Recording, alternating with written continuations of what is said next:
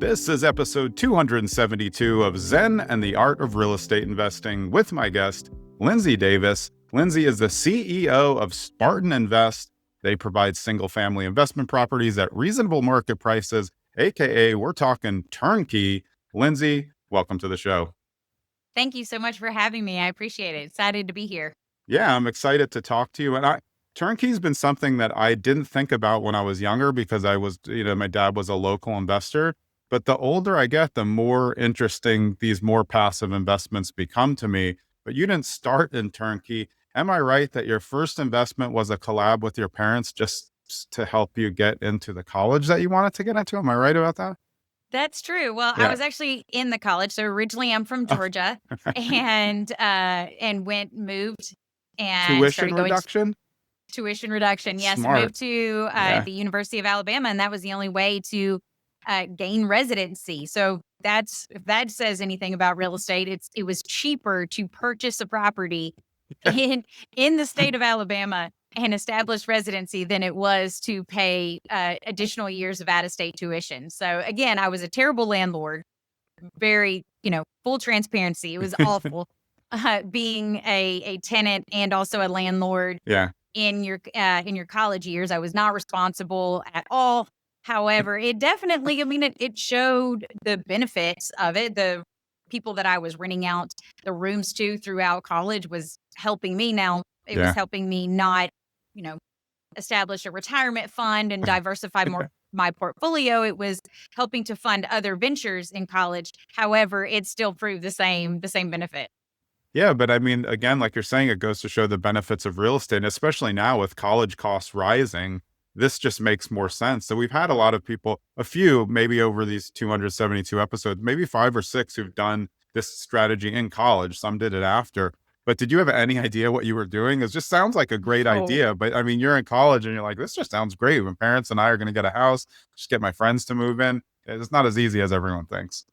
no, it's not as easy as everyone thinks. And being a landlord, if you've ever managed, especially if you're residing in the property Yeah. and also being the landlord, that's a combination that no one wants. Yeah. And so no, I didn't really know what I was doing. It was a learn as you go kind of thing. And then I took a break from real estate. Once I graduated, I started in the corporate world, and it was about 5 years until I ventured back into real estate and real estate investing. So, but still, I would say that was my first toe dip, and the lessons were the same. I liken that to people who are getting into wholesaling and they always say, well, what should I do? Get properties first or get a buyer's list? I'm like, yes. I mean, what if you Exactly. have properties and nobody to buy them, you're out of luck. And if you have buyers and no properties, you're out of luck. So, but again, it takes time to do both. And as you said, they're completely different strategies and different dialogues and different scripting to do. So let's go back though, because I know you didn't start turnkey. You started into flipping. What led you back into real estate after your somewhat nightmarish first landlord opportunity? Right. So, this was back in 2010, 2011, and we were flipping houses. It was just me and a business partner, and we decided to leave our corporate jobs, take the risk, jump in before marriage and kids. So we, didn't have as much on the line. Yeah. It was a little easier to take the risk. Always like to preface it that.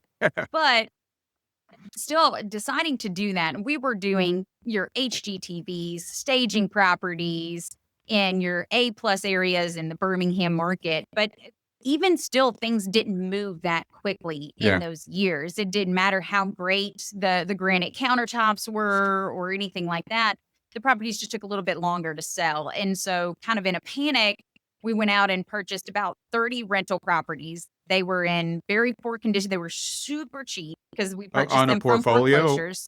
was No, we just started buying foreclosures in the rental space, not necessarily the owner occupant flipping yeah. space.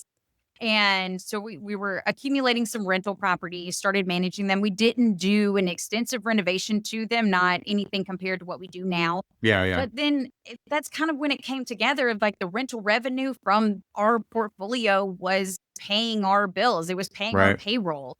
And, coming from, hey, if we didn't sell a property that quarter, we didn't make any money, to now we've got the lights on and everything's fine because of this rental revenue. That's really when we just decided to make a hard shift and saw the value more in the rental space, started the property management company, and just did a full shift. So Mm. when you decided, hey, this rental game is a little bit better than flipping, did you just stop flipping altogether? Because it's when you get into turnkey, flipping's part of it. It's just with a different intent. It's with a completely different intent. And like I said, when you're flipping to an owner occupant, you're looking at comparables. You want to make sure that the property appraises. You want Yeah. to make sure you've got your market appraisal already on lockdown. You need to know what the market value is. Now, we do that on the rental side as well. However, our whole analysis is based on what the property is going to rent for, because Yep. that's going to determine the overall return. So yes, it's different. And again, we are not doing the fluff. Everything that we do on the construction side is trying to make the property as investor friendly as Yeah. possible. We call it our 3 M's. And what that means is, any renovation that we're doing, will a tenant pay more for the property? Is it a safety must? And will it drive down the long-term maintenance of the property? So our roofs, if they're older than 5 years, they're getting a new roof, Yeah. brand Yeah. new water heaters, granite countertops, new flooring, absolutely zero carpet. So those Yeah. type things that we're doing to make sure that we're trying to keep the maintenance of the house as low as possible. For the foreseeable future, things happen. I don't want to paint a picture of, hey, you buy a property from Spartan Invest and you're never going to have maintenance. Yeah. I Right. definitely don't want to paint that, but we try to mitigate that risk as much as we can. Do you guys wait till you get the adjustment in taxes? Because there was one thing, I mean, I think in where you were in these 3 states, the taxes aren't huge, but like in a state like New Jersey, if you just sometimes you just do like a nothing renovation, and of course the town just gonna like put you up $5,000 and your cash flow would go away. So are you making sure that everybody knows what those new taxes are after the renovation? So that's fixed into the process? So we base the projected property taxes on the area's millage rate and the post sale price. Yeah. So And so you've done a million, so you know these areas, so you can be pretty we know the exact on it. areas, we know what the millage rate is, we can see what the property's taxed assessed value Yeah. is currently, and then we know what we're going to sell it at. Now, that is not necessarily what the tax appraised value Yeah. is. However, we're trying to over project on the side of property taxes versus under project, because if we just did all of what it's currently assessed at, that wouldn't take into consideration any of the renovations. Yeah. That And makes a every lot of tax sense. adjusters, yeah, every tax adjuster can determine what they wanna assess it at a different rate as well. Like, some can see a $50,000 renovation and say, "I think that added $100,000 Yeah. Yeah. to the value," and then some may think it's 30. But Alabama also did just pass a restriction on limiting the increase of property taxes year over year. So again, Alabama extremely landlord, homeowner friendly, and that they're doing those things to keep those costs down for homeowners.